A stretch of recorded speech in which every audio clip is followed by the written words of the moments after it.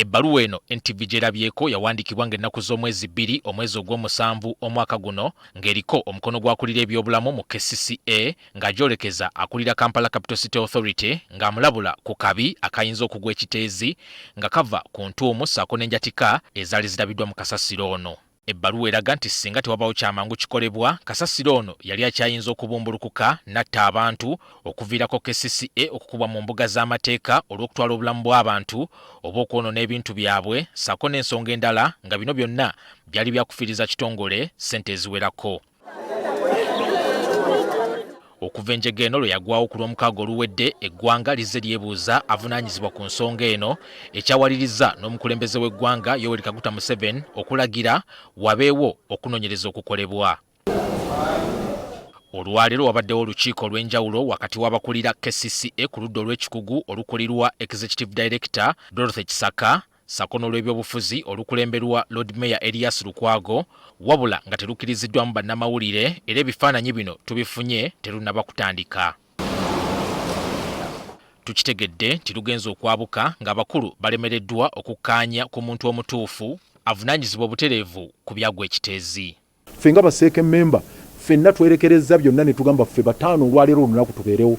Ne Idi twamugambye naawe buli omu tetwagala kulira nti ate ono ali bweru ono yalazeewa, mwenna mugweeyo Idi ajje ne deputy Idi ajje ne badirector bonna 10. Ensonga tugikutula olwaleero tumanye ani ku ffe wano avunaanyizibwa. Ekibuuzo ekyo kitulemye okuddamu kubanga omu ate ali ku kifo ekikulu ennyo ekya public health tazze. Lukwago agamba nti bo ng'ab'ekitongole tebasobola kukkiriza kuteekebwa ku musaalaba olw'ebyatuusewo ekiteezi nga waliwo abantu ssekinnoomu abayinza okuba nga balagajjalira emirimu gyabwe.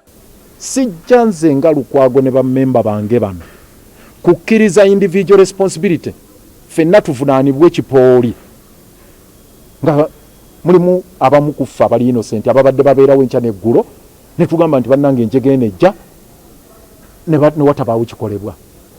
Sirowooza nti waliwo yalagajiridde omulimu gwe. Buli omu wano tukola mu mbeera nga tulina ebintu ebikola tebimala. So bw'obanga ompadde ebikola ebimala nennemu okukola awo osobola okunnenya.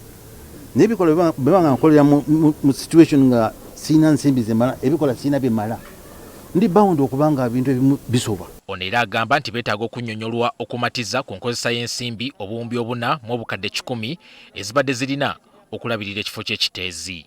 Ekyo kitegeeza butegeeza nti obuwumbi 4 mu obukadde 10 bubadde tebukola mulimu gwe buteekeddwa kukola. Ekyo teweetaagala kubuuza. Singa bwakola omulimu gwe bwetaagazza okukola, ensozi ezo tezaali baddewo. Tulina ebyuma 2 awo ekiteezi bye tuhayaringa okuva ku excavator ne bulldozer. Kati bilioni nnyabo zigabanyamu ennaku 365 zibanga milioni 11 oba 12 buli lunaku. Ekyuma kimu bwe kiti kitujjako kumpi tukipangisa milioni 2 n'ekitundu on average. Kati byuma 2 ziba milioni 5 ziba zigenze tulina kusasula abakozi.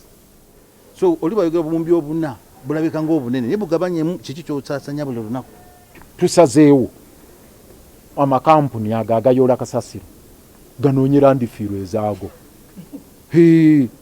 Njagala muddeyo musome Solid Waste Management Ordinance egamba bulungi nti buli muntu yenna najja n'afuna contract mulimu gwa kasasiro ajja kweteerawo landifiiru eyiye kiri mu tteeka.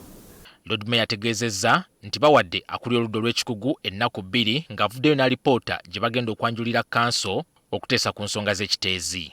Ebirala ebituukiddwako mu lukiiko luno kwe kugira nga bayimiriza okuyiwa kasasiro ekiteezi, okuvayo n'ekifo ekirala ewagenda okuyibwa kasasiro.